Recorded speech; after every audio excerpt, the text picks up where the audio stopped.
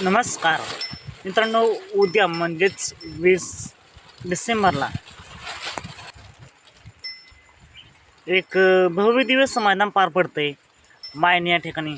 आणि नक्कीच आपल्याला या मैदानात मोठमोठे मारुती पाहताना दिसतील. त्याचबरोबर नवीन शहरसुद्धा आपल्या पाहताना पाहायला मिळतील. मित्रांनो, या मैदानात बैलगाडी क्षेत्रातील प्रसिद्ध नामवंत विठ्ठल बोधकर यांचा तेज पाहताना दिसला. त्याचबरोबर बैलगाडी क्षेत्रातील देव विक्रमादित्य बाकासूर पाहताना दिसला. तर मित्रांनो, मला मिळालेल्या माहितीनुसार तेजा या मैदानासाठी सज्ज झाला आहे.